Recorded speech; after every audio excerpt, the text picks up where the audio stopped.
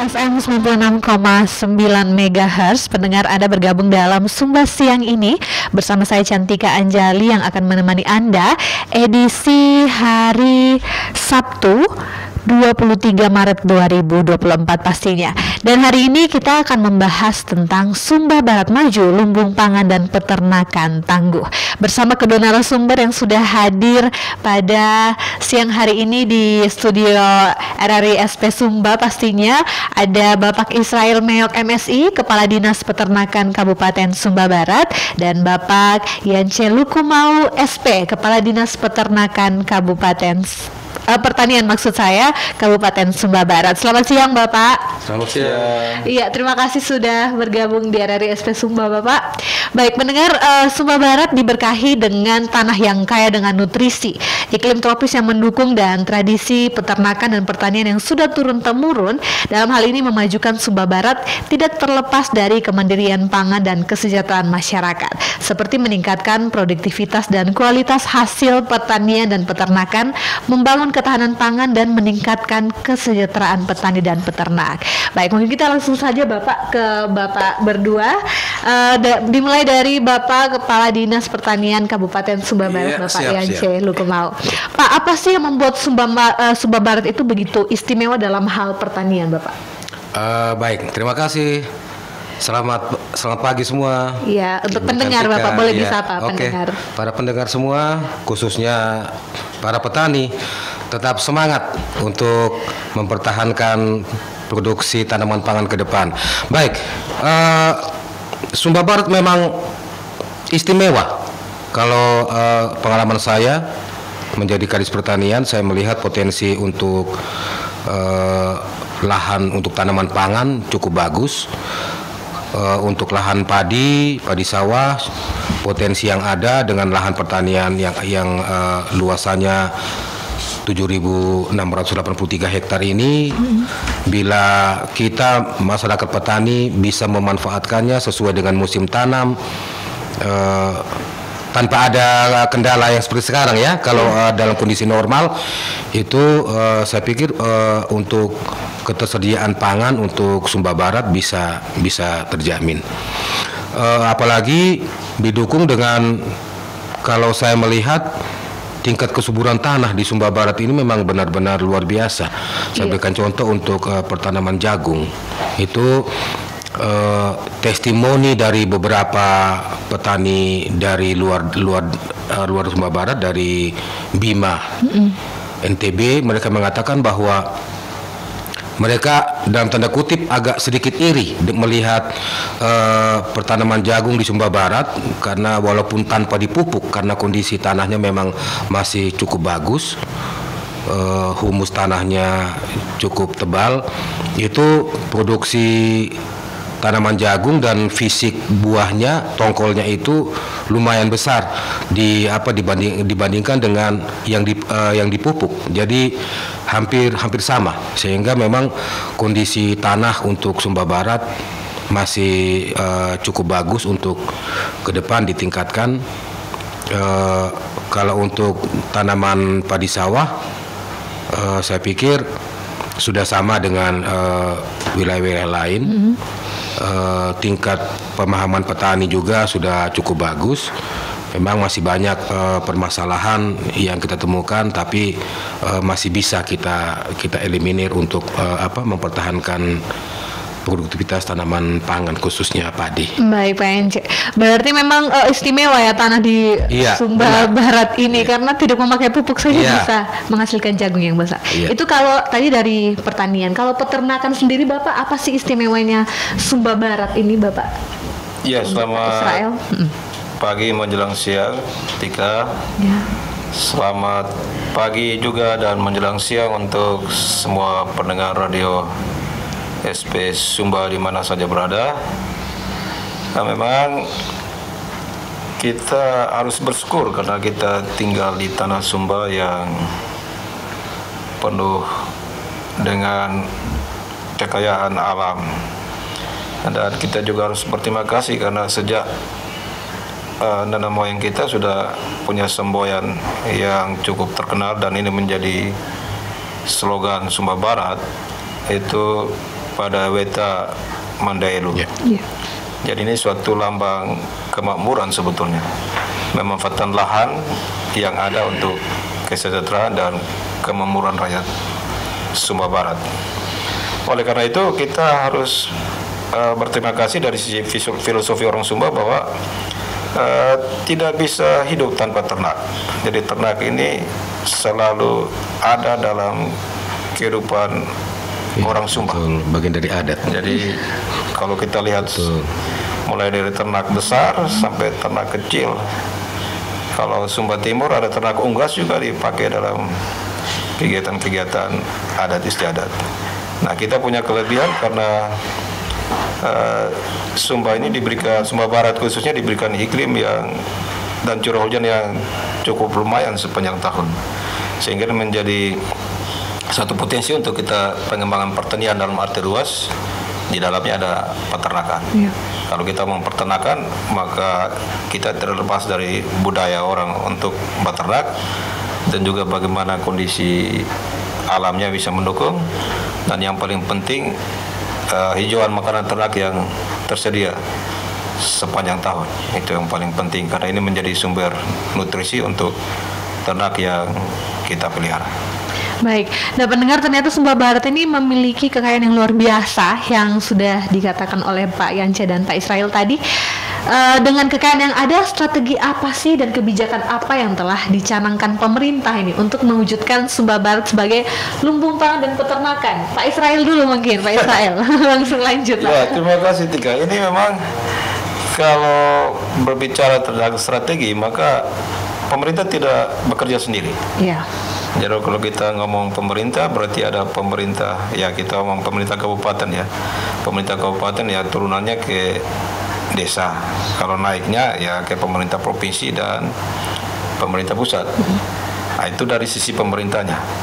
Dan juga dari sisi masyarakat dan para pemangku kepentingan juga harus berperan dan bekerja sama.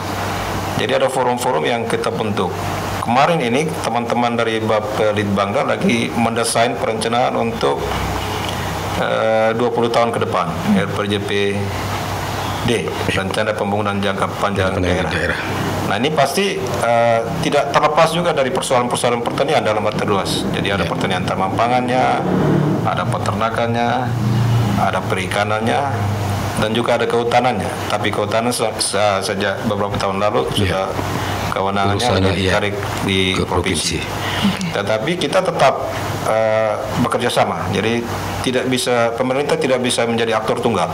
Tapi semua stakeholder diupayakan untuk bekerja sama, termasuk masyarakat, lembaga swadaya masyarakat yang ada maupun orang-orang secara personil yang punya keprihatinan terhadap pengembangan ternak di Sumba. Baik, kalau dari Pak Yance untuk pertanian, strategi dan kebijakan apa saja, Pak? Tika, untuk berbicara tentang pertanian, khususnya pertanian tanaman pangan, ini kita berbicara perut orang banyak, kan gitu, karena itu terkait dengan bahan makanan. Nah, seperti tadi disampaikan oleh Pak Israel bahwa memang benar untuk bisa mendesain bahwa semua program dan kegiatan itu bisa sampai ke tingkat bawah, itu memang harus didesain dengan bagus. Jadi pemerintah sebagai aktor yang mendesain perencanaan itu memang harus disesuaikan dengan urusan masing-masing, urusan pertanian khususnya itu dinas pertanian, dinas perikanan, dinas peternakan itu harus berkolaborasi supaya bagaimana dalam tataran pelaksanaannya, karena nanti masyarakat khususnya petani itu yang menjadi objek, menjadi sasaran untuk pelaksanaan kegiatan itu, sehingga memang banyak pihak yang harus terkait dan bekerja sama untuk mewujudkan supaya strategi pembangunan pertanian itu bisa tercapai seperti itu. Jadi memang peran utama yang paling besar itu adalah di tingkat masyarakat. Artinya kita sangat membutuhkan kepedulian masyarakat supaya program-program yang sudah diturunkan oleh pemerintah sampai ke tingkat bawah itu bisa diakomodir, dan dalam tataran pelaksanaannya ada antusias yang bagus dari masyarakat khususnya petani ini untuk bisa menyikapi program pemerintah, karena semua itu adalah untuk kepentingan mereka begitu. Jadi pemerintah ini hanya penyalur saja, dan masyarakat itulah yang nantinya akan menikmati, sehingga kalau masyarakatnya juga ogah-ogahan tidak begitu respon, nanti akan tidak sesuai dengan harapan-harapan pemerintah, sehingga memang ke depan harus disikapi dengan lebih baik lagi seperti itu. Dibutuhkan kerjasama antara pemerintah dan masyarakat. Keterpaduan, ya betul. Apa saja sih kegiatan yang sudah konkret atau program yang sudah dilakukan oleh Dinas Pertanian itu sendiri, Bapak, untuk mendukung ini? Baik, pemerintah melalui Dinas Pertanian dan Ketahanan Pangan, Tika dan pemirsa sekalian, untuk mendukung tanaman pangan di Sumba Barat supaya bisa tetap eksis. Masalah benih itu pemerintah sudah bisa mengakomodir. Jadi bagaimana supaya petani itu bisa menanam benih yang bagus, kemudian menghasilkan produksi dan produktivitas yang memuaskan, itu pemerintah sudah mengadakan benih yang bagus, dan itu dibagikan kepada masyarakat, walaupun dalam tanda kutip tentunya tidak semua bisa diakomodir oleh pemerintah seperti itu, sehingga di dalam tataran ini kami juga melakukan kolaborasi di dalam semua penyediaan sarana prasarana pertanian. Jadi bukan hanya untuk dinas pertanian saja, tetapi juga kami menggait dinas terkait yang punya anggaran besar, misalnya Dinas Pemberdayaan Masyarakat dan Desa, ada anggaran desa yang bisa kita kolaborasikan untuk bagaimana juga bisa mendukung masalah perbenihan di tingkat petani. Kemudian masalah kami juga selalu melihat kebutuhan terhadap Alsintan, alat mesin pertanian, karena itu mendukung untuk bagaimana petani bisa melakukan pengolahan lahan yang bagus, kemudian pompanisasi untuk bisa menjaga pengairan pada saat musim tanam, di mana khususnya musim tanam 2 yang curah hujannya terbatas, pada sawah-sawah tak ada hujan, itu pemerintah mengakomodir dengan melakukan memberikan bantuan pompanisasi untuk masyarakat. Kemudian yang tidak kalah pentingnya juga masalah pupuk. Jadi pemerintah juga sudah mengakomodir pupuk bersubsidi, walaupun dalam tataran pelaksanaannya masih ada juga kendala-kendala terkait dengan pupuk bersubsidi, tetapi sejauh ini dengan berproses tentunya bisa dikendalikan, artinya masalah untuk pengadaan pupuk bersubsidi ini. Yang tak kalah pentingnya juga masalah ini, Tika, masalah hama penyakit. Karena hama penyakit ini memegang peranan 30% terhadap peningkatan tanaman. Sehingga contoh kasus kayak hama belalang misalnya, kalau dia sudah datang, hama belalang ini bisa merusak tanaman padi, bisa gagal panen petani seperti itu. Makanya pemerintah juga sudah mengakomodir, kita menyediakan obat-obatan dan membentuk brigade atau tim untuk penanganan hama dan penyakit ini. Baik, jadi sebenarnya pemerintah tuh sudah menyiapkan segala hal, sehingga tinggal bagaimana masyarakat untuk mengelola. Kalau dari Dinas Peternakan ini, Bapak Israel, apa sih program dan kegiatan konkret yang telah dilakukan, Bapak? Ya, terima kasih, Tika. Memang selama ini pemerintah lewat Dinas Peternakan telah berupaya untuk yang pertama bahwa kita menjaga populasi khususnya ternak besar, sehingga yang paling dia bisa berkembang baik secara alami maupun secara buatan.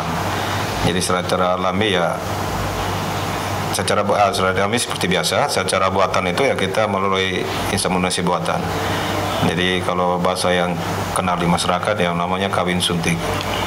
Jadi itu salah satu, dan juga ke tingkat peternaknya kita melakukan peningkatan sumber daya manusia, dalam hal ini dengan pelatihan pada peternak, sehingga mereka bisa memahami cara beternak dengan baik, yang nantinya mereka juga bisa mengembangkan bukan hanya ke persoalan-persoalan beternak secara subsisten, tetapi mereka sudah mengarah pada komersial. Dalam hal ini mereka sudah manajemen agribisnisnya sudah mereka terapkan dalam usaha mereka. Dan tadi seperti apa yang disampaikan oleh Pak Kadis Pertanian tadi, kita juga pengendalian penyakit pada ternak. Iya. Ini memang persoalan yang sering kita hadapi. Nah, untuk penyakit-penyakit tertentu pada hewan besar itu sudah kita tangani, tapi sekarang ini yang masih bermasalah karena untuk ternak sedang, khususnya ternak babi, ya. Ini masih punya persoalan tersendiri kita, karena belum ada ditemukan vaksin yang akan memperkuat daya tahan tubuh sebagai antibodi pada ternak itu. Nah, obat-obatan belum ada untuk demam babi Afrika, African swine fever, ya, demam babi Afrika ini masih tantangan pemerintah, bukan hanya pemerintah kabupaten saja, tapi pemerintah Indonesia dan ya pemerintah dunia, masyarakat dunia pada umumnya. Nah, ini yang perlu kita kembali bersama. Nah, di sisi lain kita juga perlu bekerja sama dengan daerah-daerah lain yang sudah maju di bidang peternakannya, yaitu lewat magang petani dan juga yang didampingi oleh peternak dari Sumba. Jadi bagaimana untuk mengalih teknologi pada daerah-daerah yang sudah lebih maju dari kita, ya. Dan nanti kita terapkan di Sumba Barat. Jadi memang banyak hal yang kita sebagai manusia tidak bisa mengatasi itu, seperti kalau di pertanian kondisi alamnya, kalau di peternakan penyakit-penyakit kan kita tidak bisa mengatasi itu datang. Untuk Bapak Yanceng ini kan sudah di zaman teknologi dan inovasi. Apa sih bagaimana teknologi dan inovasi ini dapat membantu meningkatkan efisiensi dan efektivitas sektor pertanian, Bapak, di Sumba Barat? Teknologi sangat penting untuk para petani ini, khususnya untuk bagaimana pengembangan tanaman pangan ke depannya. Jadi untuk masalah pupuk misalnya, saya berikan contoh yang konkret ya. Petani Sumba Barat dan petani pada umumnya masih sangat tergantung kepada pupuk anorganik, pupuk kimia kayak urea, NPK. Nah, sementara sebenarnya tanah-tanah di persawahan apabila terus-menerus dilakukan dengan pemupukan kimia, itu justru bukan tambah bagus, itu tambah rusak tanahnya. Secara biologi dia fisik itu tanahnya rusak. Sehingga melalui teknologi kita sebenarnya sangat mengharapkan para petani juga bisa memberikan pupuk-pupuk organik, dan pupuk organik ini sangat mudah dibuatnya dari bahan-bahan yang sangat mudah yang ada di sekitar petani, bisa dibuat dan itu bisa dipasok atau dimasukkan sebagai nutrisi ke sawah mereka untuk menggantikan nutrisi-nutrisi yang kurang di dalam tanah dan mengembalikan kesuburan tanah supaya tanah itu tidak cepat rusak. Nah, ini yang sebenarnya petani sudah tahu, cuma bagaimana untuk bisa mengurangi ketergantungan petani kepada pupuk kimia ini yang memang masih butuh proses. Memang pupuk kimia secara bukti dia memang langsung spontan memberikan hasil yang nyata, langsung begitu cepat. Iya benar, kelihatan langsung dibandingkan dengan pupuk organik. Tetapi untuk jangka panjang pupuk organik lebih bagus, seperti itu. Apa itu bisa merusak tanah juga pupuk kimia nanti, Bapak? Iya benar, seperti itu. Tanah bisa semakin padat dan mikroorganisme di dalam tanah dia berkurang, hilang, begitu. Memang lebih baik pupuk organik ya. Kalau contoh teknologi dan inovasi yang sudah diterapkan di Dinas Pertanian itu apa saja, Bapak? Kita untuk teknologi untuk pola tanam misalnya ya, kita seharusnya petani sudah harus menerapkan pola tanam berbaris, jajar legowo. Nah, itu yang ada legowo 21, ada legowo 41. Nah, petani tinggal memilih mana yang sesuai. Tetapi yang paling umum itu legowo 21. Nah, teknologi ini yang belum semua petani mau menerapkan karena tanam berbaris mereka bilang agak ribet, pakai tali segala macam. Nah, tapi dampaknya bagus karena dia secara nyata signifikan bisa meningkatkan hasil pertanaman. Kenapa harus pakai jajar legowo? fakta membuktikan bahwa tanaman padi yang ada di bagian pinggiran sawah itu lebih bagus pertumbuhannya. Sehingga dengan jajar legowo, 2 baris gang ada jaraknya 40 cm, 2 baris lagi. Nah, ini menempatkan semua tanaman di pinggir. Nah, ini asumsinya bahwa matahari bisa bagus untuk semua tanaman karena di posisi pinggir, tidak ada yang tertutupi. Sehingga fotosintesis dari tanaman padi ini bisa lebih maksimal untuk mendorong pembuahan lebih bagus dibandingkan dengan tanpa jarak. Ini kan biasanya tidak ada celahnya sehingga tanaman saling tertutupi. Dengan jajar legowo semua ada di posisi pinggir.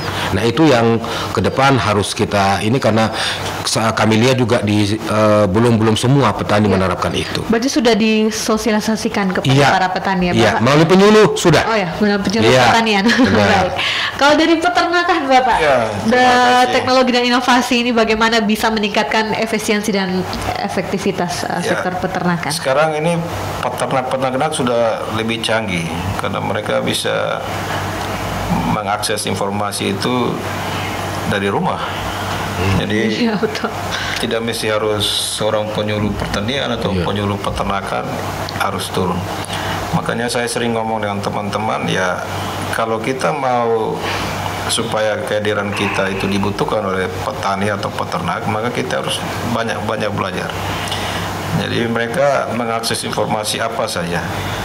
Jadi informasi ya katakanlah sekarang ini sudah canggih, maka mereka sudah mencoba untuk memasarkan produk mereka ini lewat media medsos. Jadi mereka sudah memasarkan produk mereka lewat medsos. Jadi medsos ini semacam marketplace baru, ya pasar baru untuk teman-teman peternak yang sudah menggunakannya.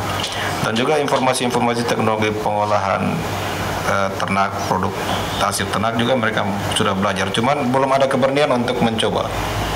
Jadi ada beberapa peternak yang sudah tahu, tetapi ini perlu pendampingan. Nah, ke depan kita perlu pendampingan pada mereka sehingga mereka bisa menjadi peternak yang unggul dengan memanfaatkan akses informasi yang jelas. Dan juga sekarang informasi pasar mereka sudah mengecek lewat internet. Jadi penggunaan teknologi informasi untuk mengetahui akses pasar, informasi pasar di mana yang lebih baik harganya, itu mereka sudah menggunakan. Tinggal bagaimana pemerintah mendorong sehingga ada organisasi yang dibangun sehingga peternak kita atau petani kita mendapat posisi tawar yang bagus terhadap produk yang mereka hasilkan. Iya, berarti akan ada pelatihan ke depannya ya, Bapak. Kalau berbicara tentang teknologi dengan Pak Israel kayaknya tidak ragu lagi, Bapak. Iya. Karena kemarin dari Kominfo, Pak, sudah sekarang cari pengalaman baru di peternakan lagi. Baik, Bapak, untuk tantangan sendiri, kalau sekarang kan cuaca sangat sudah sangat, bagaimana sih itu pengaruhnya terhadap dunia pertanian itu, Bapak? Baik, Tika, pertanian khususnya tanaman pangan tidak terlepas dan sangat tergantung dengan yang namanya iklim. Seperti itu. Nah, dunia sekarang khususnya Indonesia memang agak terdampak terhadap iklim yang mengalami pergeseran atau katakanlah perubahan iklim karena dampak El Nino. Nah, El Nino ini kemarin diprediksi oleh BMKG dia berkepanjangan sampai dengan bulan April 2024 ini. Nah, tetapi puji Tuhan, syukur bahwa itu agak sedikit meleset karena Sumba Barat sudah awal-awal atau akhir Februari kemarin, awal Maret itu hujan sudah turun, walaupun dia memang terlambat, dia bergeser sekitar 4 bulan, sehingga banyak petani sebagai dampak El Nino ini banyak yang tidak melakukan penanaman padi karena mereka takut, karena memang musim tanam satu itu dia Oktober sampai dengan Maret. Nah, sehingga apabila tidak ada hujan di bulan-bulan itu dia bergeser. Nah, ini yang menjadi tantangan. Apakah masih ada hujan lagi setelah bulan Maret ini? Nah, itu yang agak susah kita prediksi karena dampak El Nino ini. Sehingga beberapa upaya juga sudah dilakukan oleh pemerintah, dan ini mendapatkan perhatian bukan hanya pemerintah daerah, kabupaten, kota, tetapi juga provinsi dan pusat. Kami dari Kementerian Pertanian itu sangat respect, sehingga arahan pada saat kami rakor di awal Maret kemarin itu di Kupang, rakor pertanian itu melalui Kementerian Pertanian mengharapkan bahwa jangan dipaksakan petani menanam padi di sawah untuk artinya berspekulasi bahwa mengharapkan hujan ini bisa berkepanjangan. Karena kalau bulan Februari Maret baru petani ini mulai tanam, lalu nanti 2 bulan ke depan sudah kering, nanti gagal panen lagi, sehingga kondisi pertanaman yang sudah ada sekarang itu benar-benar mendapatkan perhatian untuk dipertahankan dengan nanti akan ada bantuan pompanisasi dari Kementerian Pertanian. Kami sudah melakukan survei sehingga posisi pertanaman yang ada sekarang ini benar-benar harus dipertahankan supaya bisa terus berhasil seperti itu. Kemudian lahan-lahan sawah yang tidak bisa ditanami padi, jangan dipaksakan tadi, itu yang saya bilang, carilah komoditi atau komoditas yang membutuhkan air yang tidak banyak, misalnya jagung atau kacang-kacangan seperti itu. Karena tanaman pangan itu bukan hanya padi, bisa jagung, bisa kacang-kacangan, bisa juga kita mengembangkan tanaman hortikultura di lahan-lahan sawah yang memang mempunyai potensi tinggi, nilainya sangat tinggi harganya, kayak cabai, bawang merah, tomat dan lain sebagainya. Itu bisa mendongkrak, bahkan penghasilannya mungkin bisa melebihi tanaman padi kalau kita bandingkan usaha taninya seperti itu. Iya, karena banyak kita kalau berbicara tentang pertanian pasti dalam otak hanya padi. Iya. Padahal bukan hanya itu saja. Benar. Baik Bapak, apakah ini yang menyebabkan harga beras naik mungkin menurut Bapak?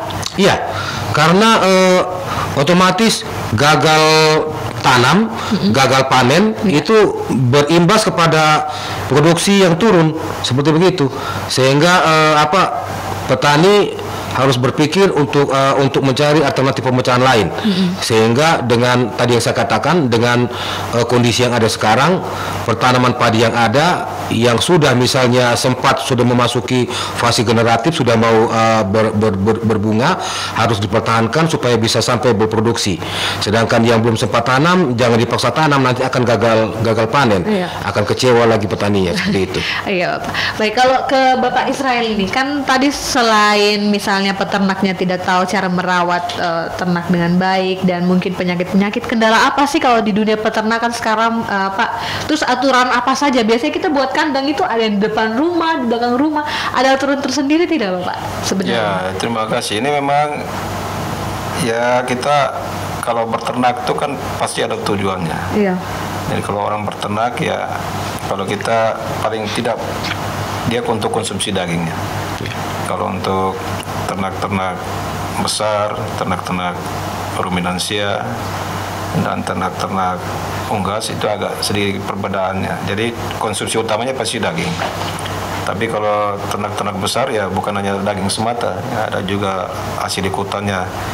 Ada susu sapinya, susu ya sekarang lagi terkenal nih Mbak Tika nih, ini susu kambing. Susu kambing. Ya, jadi produk-produk ikutannya seperti itu. Dan juga kalau unggas ya kita ternak unggas ya daging, di samping daging dan juga telur. Nah, kalau dalam menghadapi kondisi iklim yang sangat berubah-ubah, ya sekarang kan kita lagi ini transisi antara El Nino dan La Nina. El Nino itu kemarau yang berkepanjangan. Kalau La Nina itu kebalikannya. Kemudian yang berlebihan. Nah, tinggal bagaimana kita menyiasatinya. Jadi kita tidak bergantung pada ternak tertentu. Jadi pola pertanian pada umumnya itu ya kita harus berpikir diversifikasi. Jadi penganekaragaman satu produk pertanian. Tetapi tujuannya sama. Yang tadi saya bilang tadi, kalau kita tujuannya untuk kita dapat dagingnya, maka kita tidak harus beternak dengan peternakan yang memang sangat bergantung pada iklim. Jadi ada ternak-ternak yang tidak bergantung pada iklim. Nah, itu yang pertama. Yang kedua bahwa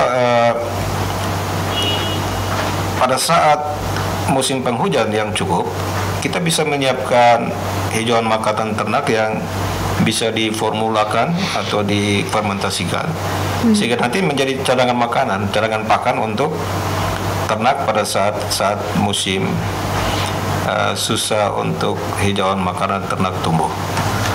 Nah, sudah barang tentu tadi yang Tika tanya tadi bagaimana caranya. Memang kalau orang Sumba beternak itu biasanya tuh ternaknya tidak jauh-jauh dari rumah. Itu memang ada filosofinya, tapi saya lihat dari sisi pengawasan dan sisi-sisi yang lainnya bahwa memang kalau kita dekat dengan rumah maka kita senantiasa memperhatikan. Jadi ada perubahan-perubahan termasuk dalam hal-hal yang berhubungan dengan sakit penyakit tadi. Nah, kalau jauh dari rumah ya pengawasan juga agak berkurang dan punya dampak terhadap kesehatan hewan itu sendiri. Ya, kita perlu sanitasi kandang, perlu kita rutinitas untuk kalau untuk mengantisipasi penyakit ya kita harus senantiasa harus antioksidan ya kita semprot kebersihan kandang sehingga persoalan-persoalan biosecurity bisa kita tangani dengan baik. Oke. Baik, menurut Mbak Israel ini tantangan apa saja sih yang dihadapi para peternak ketika mereka memasarkan produk mereka Pak di masyarakat? Kalau untuk ternak besar ya kita punya kelebihan karena budaya kita untuk khusus untuk ternak kerbau sama kuda ini memang luar biasa untuk pasar lokal. Tapi sekarang untuk pasar luar itu juga kita ditolong dengan daerah-daerah yang mengkonsumsi daging kuda. Oke, ada ya. Ada yang konsumsi daging kuda dan ini memang agribisnis peternakan bisa berjalan dengan baik kalau peternak kita melihat itu satu peluang. Nah, sekarang kita lagi berupaya untuk kita harus mendapat kuota. Karena ini kalau kita kirim keluar maka harus ada kuota yang ditentukan oleh Pak Gubernur. Kuotanya, nah ini kuotanya kita sementara bahas dengan teman-teman di provinsi sehingga kita dapat kuota untuk melakukan ternak dalam rangka untuk pengembangan ekonomi, tapi tidak mengabaikan pasar lokal. Ya, pasar lokal ini hebat, saya anggap untuk. Tapi ke depan kita berpikir juga untuk pengembangan agribisnis sehingga dia tidak tunggu ada acara-acara adat baru ternak besar kita laku. Iya, betul. Kita lagi berpikir untuk bagaimana agribisnis. Jadi orang tidak mengkonsumsi daging dalam jumlah banyak pada saat pesta, tetapi pada saat hari-hari biasa kita juga bisa mengkonsumsi daging untuk kebutuhan protein hewani. Betul, setuju Bapak. Kalau di dunia pertanian Bapak, apa sih tantangan yang dihadapi para petani untuk memasarkan produk pada saat seperti ini Bapak? Iya, Tika dan pemirsa, ini memang penting ke depan. Kita harus sampaikan ini kepada para petani ya, khususnya mutu itu menjadi sasaran utama. Apabila kita mau berhasil dalam pemasaran, mutu produk itu menjadi yang paling penting, seperti itu. Jadi saya memberikan contoh untuk tanaman jagung itu biasanya panen itu terjadi pada saat musim hujan, seperti itu. Misalnya ditanam di bulan November, Desember itu nanti biasanya panennya Maret, April, biasanya yang normalnya itu masih ada hujan. Sehingga kan kadang-kadang petani terkendala dengan masalah pengeringan karena jagung ini kan standar dari produknya itu untuk bisa diterima dengan bagus oleh pembeli itu kadar airnya harus 12-14%. Nah, kadang-kadang petani untuk mencapai itu agak susah karena dihadapkan dengan kondisi pada saat itu masih pas panen itu masih hujan, sehingga kadang-kadang aspek penyimpanannya itu yang tidak diperhatikan oleh petani, sehingga pada saat mereka memipil jagung, di sini istilahnya jagung itu diporak. Nah, itu kadar airnya masih tinggi sehingga rentan terserang jamur. Iya, betul. Sehingga mutunya jagung itu nanti akan kehitam-hitaman. Nah itu kadang-kadang mereka paksakan dijual, dicampur dengan jagung yang bagus. Nah itu yang kadang-kadang pembeli melihatnya jadi kurang ini, artinya mereka tidak akan dua kali lagi untuk mau membeli dengan produk yang demikian. Iya, betul. Contoh kasus yang kedua, kalau Tika dan pemirsa pernah tahu dulu masalah kasus vanili. Dulu Sumba Barat terkenal dengan emas hijaunya vanili sebagai komoditi unggulan, tetapi begitu mutunya disiasati oleh petani dengan memasukkan kawat dan paku ke dalamnya, nah itu yang membuat penjual tidak mau lagi membeli vanili dari Sumba karena kedapatan ada kecurangan-kecurangan sehingga mutu yang dihasilkan juga kurang bagus. Nah, perilaku pola-pola seperti begini ini yang ke depan kita harus eliminir di tingkat petani dan masyarakat supaya kepercayaan dari pembeli itu, dari off-taker itu ke depan bisa lebih bagus. Karena kalau seperti ini terus, nah kita mau mendapatkan pembeli yang bisa mengakomodir sesuai dengan mutu yang bagus agak susah. Dan itu yang harus kita ke depan memberikan edukasi kepada masyarakat petani kita. Oke, baik. Terima kasih Bapak Yance dan Pak Israel. Pendengar, kita akan kembali setelah yang satu ini.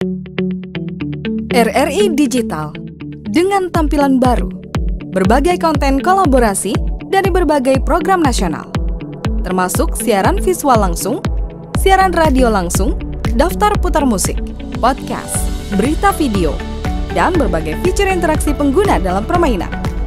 Berbagai konten menarik seperti suka, komentar, dan berbagi, serta obrolan langsung dengan penyiar dan pengguna. Pesan langsung dan fasilitas obrolan pribadi antara pengguna aplikasi juga tersedia. RRI Digital tersedia di Google Store dan App Store. RRI Digital.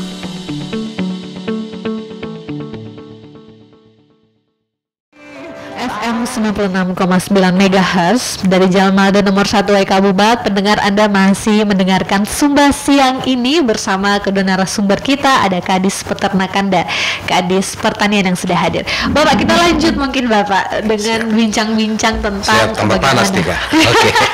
Tambah panas ya Bapak. Baik, kita mulai dari Bapak Kadis Peternakan dulu.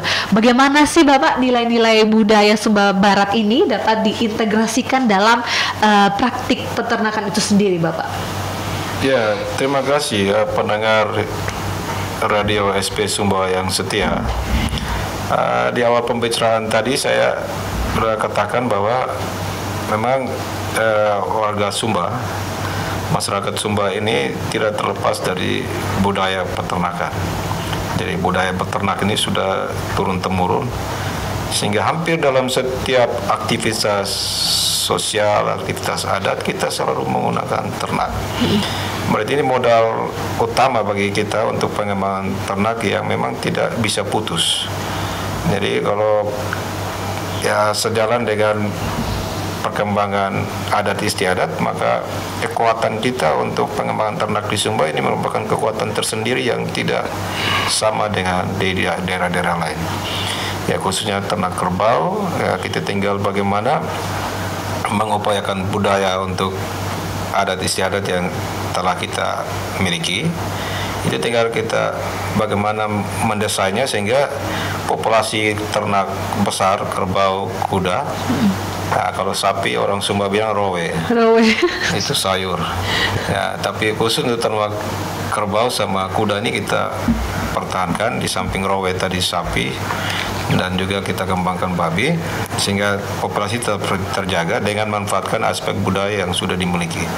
Jadi budaya orang peternak, kalau seandainya pengembangan yang dulunya dengan padang pengembalaan, mungkin sekarang kita mulai kembangkan dengan sistem kandang dan paronisasi.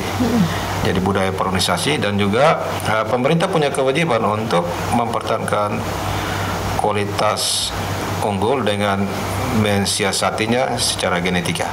Jadi tugas pemerintah dari bekerjasama dengan perguruan tinggi maupun lembaga-lembaga penelitian dan juga para pemerhati di bidang pengembangan ternak hewan, sehingga nantinya kita bisa menghasilkan ternak yang punya kemampuan mereproduksi dan punya kemampuan untuk tahan terhadap penyakit-penyakit. Nah, kalau itu ya dia korelasi sekali dengan kegiatan-kegiatan budaya. Jadi budaya tidak akan bisa berkembang kalau tidak ada populasi ternak. Iya, betul, setuju. Itu kalau dari dunia peternakan. Kalau pertanian, Bapak Yanci? Masyarakat Sumba ini dengan budayanya sangat erat hubungannya dengan dunia pertanian, khususnya tanam padi khususnya. Jadi menanam padi ini sudah menjadi turun-temurun, menjadi katakanlah budaya dan kebanggaan masyarakat Sumba Barat.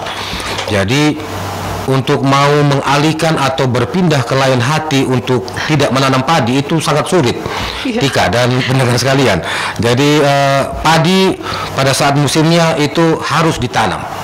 Nah, oleh karena itu saya juga melihat dengan fenomena El Nino sekarang, karena tadi itu kecintaan terhadap menanam padi itu akhirnya petani pun selalu mau tidak mau dengan kondisi hujannya sekarang yang sangat terbatas, itu dalam tanda kutip mereka memaksakan untuk menanam padi. Betul. Karena itu menjadi satu bagian dari pola budaya Sumba, bahwa pangan itu tidak bisa dipisahkan dari budaya Sumba. Kemudian yang berikutnya, budaya Sumba ini juga sangat mengakomodir terkait dengan bagaimana mengendalikan ketahanan pangan dan penyiapan benih. Karena konstruksi bangunan rumah Sumba, atapnya itu filosofinya adalah digunakan untuk menyimpan bahan pangan dan menyimpan benih untuk musim tanam berikutnya. Sehingga filosofi itulah yang pada fitrahnya harus dikembalikan, sehingga kedepannya kekurangan pangan itu bisa dikendalikan dengan adanya lumbung itu, dan itu harus terisi, itu sebenarnya seperti itu. Kemudian mengenai ketersediaan benih juga harus disiapkan sehingga tidak ada ketergantungan benih untuk masyarakat Sumba, khususnya para petani, seperti itu. Karena banyak orang Sumba kepikiran, Bapak ya, kalau musim tanam baru hujan belum datang, aduh, orang tua dulu biasa sakit badan kalau tidak bergerak. Oke Bapak, menurut Bapak Yanci ini bagaimana sih menjaga keseimbangan, karena itu masih pola yang lama, pelestarian budaya dengan zaman modernisasi yang saat ini, Bapak. Bagaimana cara menjaga itu biar tetap balance begitu, Bapak? Ya, tadi itu seperti yang saya sampaikan, untuk bisa terus mempertahankan budaya Sumba, artinya dengan adanya perkembangan zaman ini kan artinya begini, tidak semua budaya itu bisa kita pertahankan, artinya sesuai dengan perkembangan zaman yang ada. Artinya yang positif, yang bagus, yang masih bisa kita pertahankan, harus kita pertahankan. Tapi yang tidak bisa harus kita bisa geser, seperti itu. Kita bukan tidak bagus yang tidak perkembangan zaman seperti itu. Betul, oke Bapak. Baik, kalau misalnya nih di dunia peternakan, Bapak, kita lanjut ke Pak Israel. Siapa saja sih pemangku kepentingan terlibat dalam mewujudkan peternakan yang bagus Sumba Barat? Selain pemerintah, mungkin ada kerjasama dengan. Ya, memang kita tidak bisa menjadikan pemerintah itu sebagai aktor tunggal dalam pengembangan peternakan di Sumba pada umumnya dan Sumba Barat pada khususnya. Jadi kita libatkan yang pertama bahwa peternak sudah pasti, dan juga para tenaga-tenaga yang punya kemampuan di bidang penelitian dan pengembangan, kita perlu bekerja sama. Jadi khususnya untuk pengembangan populasinya, juga pengembangan ternak-ternak yang berhubungan dengan kesehatan hewan. Jadi kesehatan hewan ini sangat penting sekali. Jadi kita bekerja sama dengan lembaga-lembaga penelitian dan juga perguruan-perguruan tinggi yang punya kemampuan untuk melakukan penelitian dan pengembangan, dan juga para pemerhati di bidang peternakan. Jadi ini biasanya itu LSM dan perusahaan-perusahaan tertentu di bidang peternakan yang punya kiat untuk pengembangan peternakan. Ya, kita harus bekerja sama. Tidak bisa pemerintah menjadi pemain tunggal. Kalau dengan bekerja sama seperti itu, maka persoalan-persoalan di bidang peternakan bisa teratasi dan kita bisa tambah maju, lebih maju dari sekarang. Ada tidak kelompok ternak di Sumba Barat ini, Bapak? Banyak. Kita tersebar di 6 kecamatan. Jadi mereka ini kita senantiasa melakukan pembinaan lewat, ya, kita punya unit kerja yang terkecil di tingkat kecamatan, itu namanya Pusat Kesehatan Hewan. Dulu namanya Resort Kehewanan. Nah, itu menjadi ujung tombak kita untuk menjawab setiap persoalan-persoalan yang terjadi di kelompok-kelompok peternak. Oke, baik Bapak. Berarti memang banyak, bukan hanya pemerintah sendiri, banyak stakeholder yang bergabung. Kalau dari kelompok tani Bapak, kan sekarang lagi giat-giatnya pasar murah Bapak, ada beras murah yang dijual. Bagaimana Bapak? Dengan siapa saja bekerja sama pertanian? Iya, benar. Kerjasama itu memang harus kita lakukan. Seperti tadi yang Pak Kadis Peternakan sampaikan, tidak bisa pemerintah menjadi aktor tunggal untuk bagaimana memikirkan pembangunan di daerah, khususnya di bidang pertanian. Kami juga di pertanian banyak dibantu katakanlah oleh instansi lain, khususnya dari lembaga-lembaga kemasyarakatan, LSM dan NGO.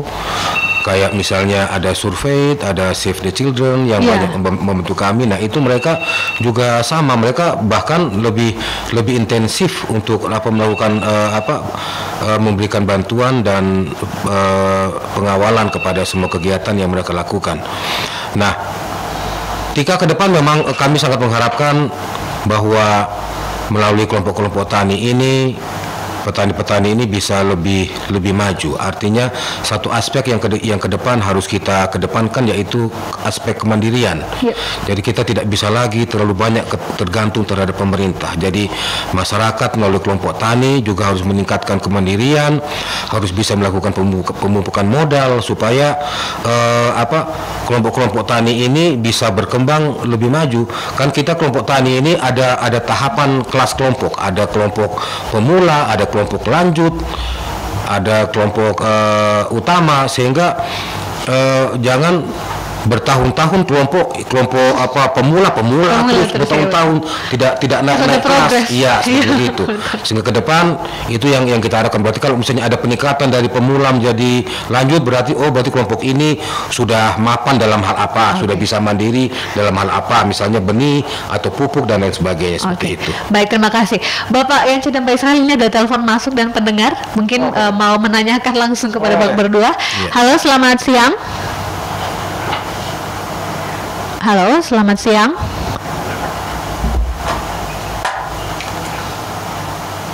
Halo, selamat siang. Iya, ini dengan Bapak siapa? Dengan Pak Eko di Oebobo, Bapak. Oh iya. Baik, mau menanyakan apa Pak Eko tentang Sumba Siang ini?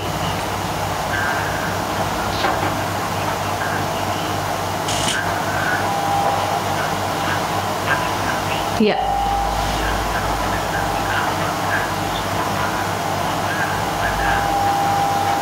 Oke, baik.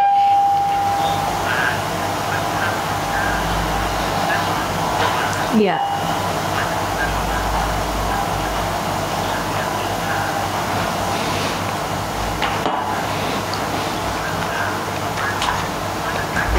Iya.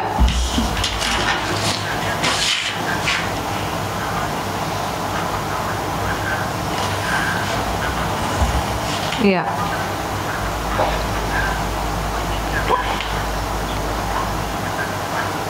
Oke. Baik, terima kasih Bapak Eko dari Oebobo. Iya, selamat siang Bapak. Nanti saya menanya. Baik, maaf Bapak.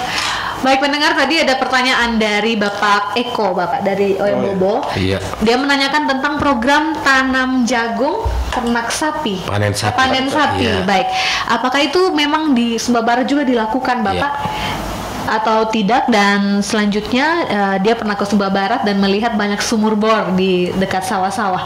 Apakah itu di Sumba Barat juga ada atau bagaimana, Bapak? Ya. Baik, terima kasih Pak Eko atas sambutan beberapa pertanyaan yang perlu kami lakukan penjelasan dan klarifikasi terkait dengan program pemerintah provinsi tanam jagung panen sapi atau lebih populer dengan singkatan TJPS ya. Ini program Bapak Gubernur sebelumnya. Terkait dengan program ini, memang Sumba Barat masuk salah satu kabupaten yang melaksanakan kegiatan program TJPS ini. Iya. Itu bermitra dengan Bank NTT tahun 2022 dan 2023, walaupun ada banyak kendala sehingga tidak begitu maksimal terlaksana, dan sekarang TJPS yang diakomodir adalah TJPS non-kur, artinya TJPS yang tidak menggunakan kredit. Ya. Jadi TJPS yang bantuan dari pemerintah atau TJPS mandiri yang dikembangkan sendiri oleh masyarakat petani dan kelompok tani, sehingga tidak membebani lagi pihak perbankan lagi dengan adanya KUR, karena yang sebelumnya dengan adanya KUR ya bagaimana ya, petani seakan-akan dinabubukkan sehingga sangat tergantung dengan KUR yang ada, sehingga misalnya untuk HOK saja untuk menanam dibayar seperti itu, untuk panen juga dibayar seperti itu, sehingga itu kurang begitu mendidik lah kalau menurut saya.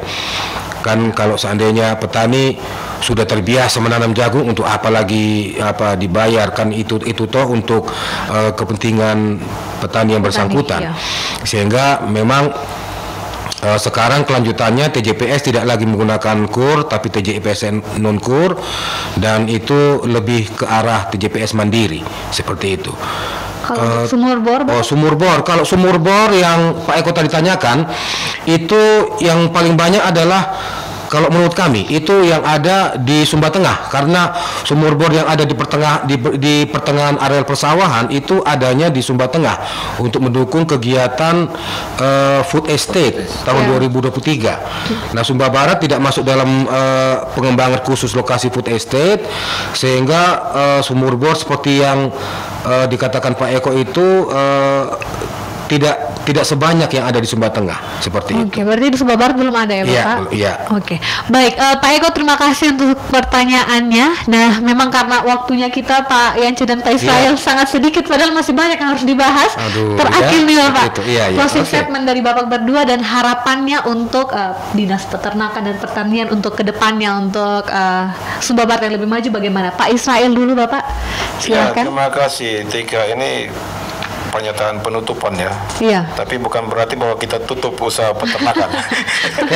Setuju. Kita tetap berusaha dalam kondisi apapun, karena ternak ini sudah membudaya dengan kehidupan orang Sumba. Iya. Jadi mungkin ke depan kita berpikir untuk